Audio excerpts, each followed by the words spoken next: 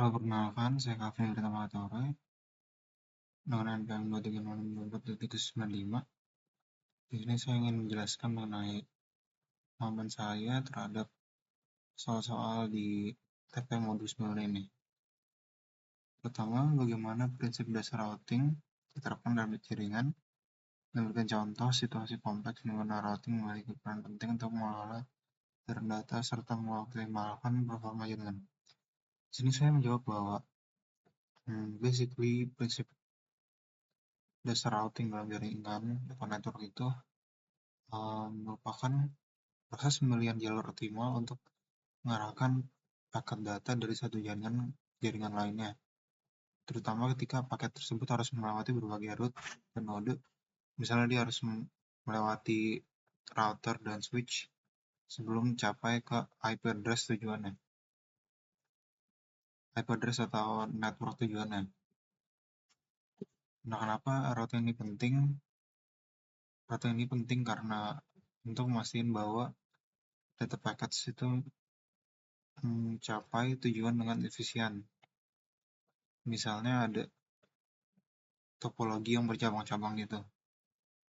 Nah, routing ini akan mastiin kalau si paket datanya itu akan melalui jalur yang paling efisien, paling optimal. Nah, gimana caranya router itu menggunakan table routing untuk menyimpan rute terbaik menuju setiap tujuannya. Nah, tabelnya itu diisi melalui config manual pada static routing atau otomatis pakai dynamic routing. Nah, ini beberapa algoritma untuk menentukan jalur terbaik. Di sini ada distance factor algorithm. Basically, dia berdasarkan jumlah hop, tapi cuma sampai 15 hop aja. Cocok untuk kecil hingga menengah, untuk jaringan yang kecil hingga menengah.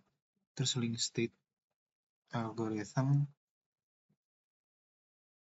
Basically ini link state algorithm itu pakai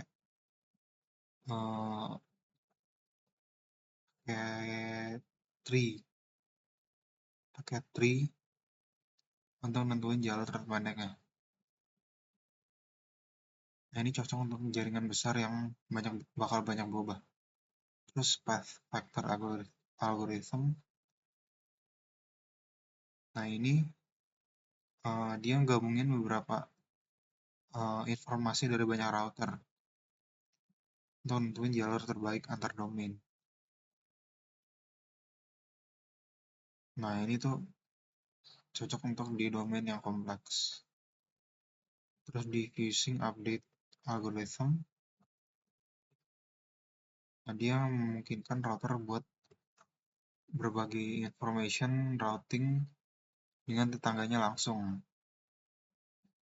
Mungkin next transmission modes-nya itu ada unicast 1 ke 1, multicast 1 ke beberapa, broadcast 1 ke banyak, anycast 1 ke beberapa,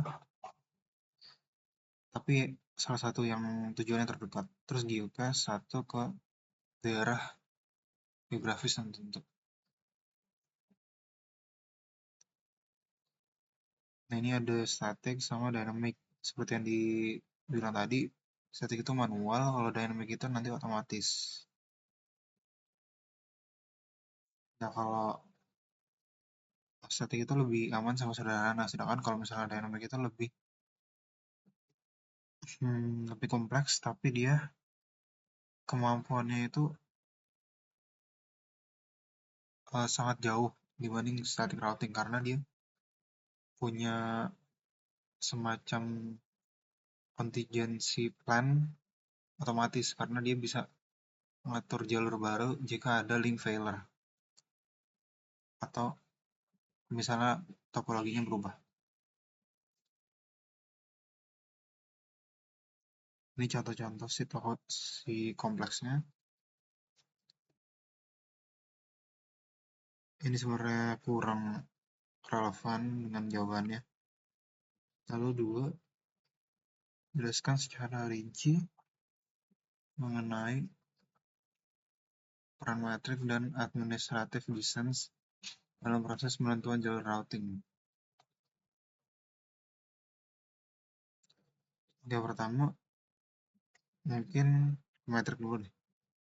Nah, metrik ini merupakan nilai yang digunakan oleh protokol routing untuk memilih jalur terbaik di antara beberapa jalur yang dipelajari dari protokol yang sama. Ini beberapa jenis metrik karena protokol routing itu gunain metrik yang beda-beda. Ada RIP, OSPF, AIGRP. Nah, lalu di sini ada administrative distance. Ini merupakan nilai yang digunakan untuk router untuk memprioritaskan rute yang diterima dari berbagai protokol routing. Ini ada beberapa administrative distance. Contohnya,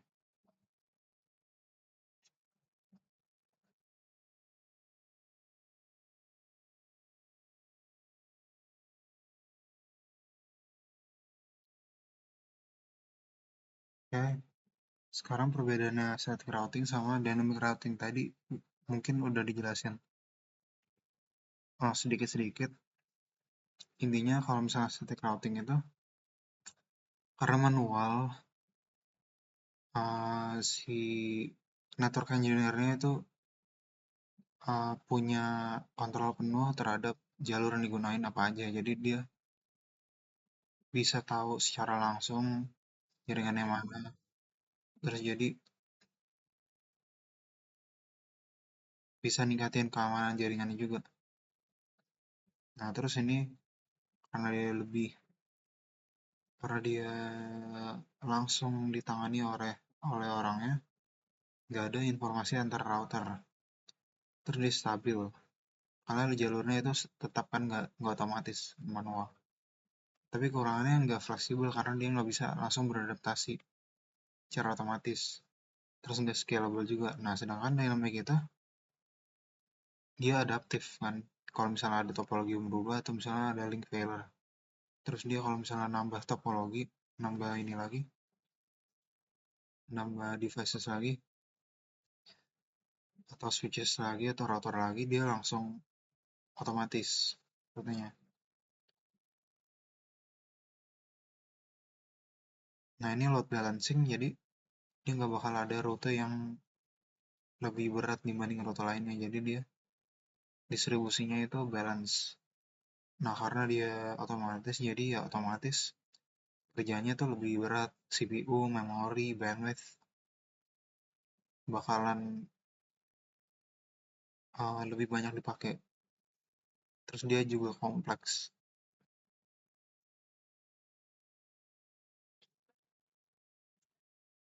And next hop address and forwarding address. Next hop address itu IP dari destination router berikutnya dalam jalur menuju alamat tujuan akhir. Sedangkan forwarding interface itu physical interface di router tempat paket yang akan dikirimkan. Misalnya kan Ethernet 00. Terus kalau misalnya IP kan ya IP. Intinya gitu aja. Terus kedua ini kerjanya tuh berkesinambungan.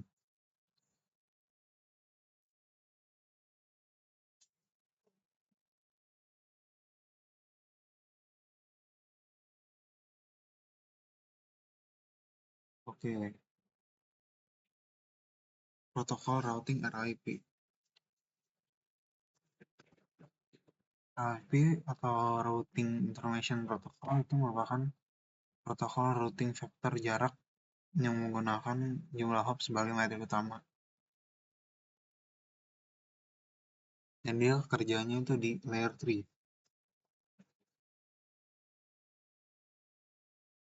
Ini ada versionsnya.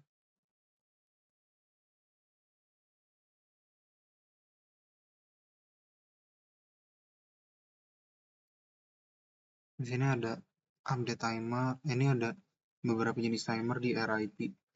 Ada update timer. Jadi itu ngatur interval antara pengiriman update routing yang di broadcast sama routernya. Lalu timeout timernya itu sebuah route itu nggak bakalan dianggap tidak valid jika tidak diperbarui dalam periode waktu yang telah ditentukan, yaitu timer ini. Suppress timer dia bakalan ngatur duration route ini bakalan dalam satu suppress. Setelah dianggap tidak valid kan, kalau misalnya timeoutnya habis, dia bakalan ke suppress timer. Lalu garbage collect timer, kalau misalnya setelah suppress timer, dia bakalan dihapus dari tabel routing.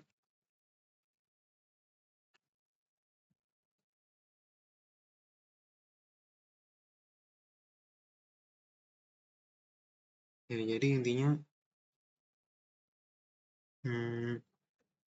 timer ini tuh kerjanya sekuensial. Dan kenapa ada timer ini? Timer ini tuh ada supaya kalau misalnya ada jaringan yang gede, kan sulit ya untuk organize-nya.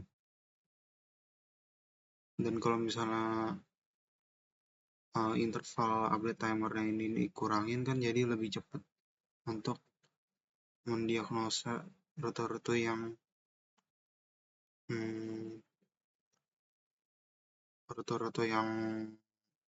error.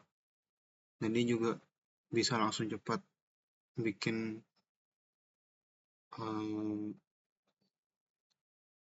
rute baru kalau misalnya ya ada link failure itu. Lalu auto summarization itu fitur RIP untuk secara otomatis yang merangkum rute ke batas jaringan yang berbasis kelas saat melewati batas jaringan.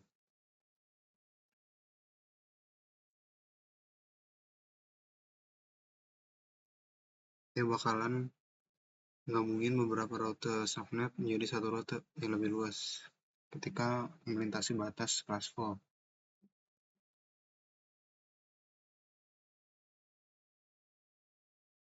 Lalu apa itu fitur passive interface? Itu fitur untuk mencegah cache dari update cache routing dari interface tertentu. Walaupun dia nggak ngirim, tapi dia masih bisa nerima. Sama aja kayak Ethernet, kan ada yang pasif aktif. Nah, di RIP juga ada yang pasif, sementara yang aktif bisa ngirim juga, yaitu buat hemat bandwidth. Terus dia bisa meningkatkan keamanan, terus jadi lebih efisien juga.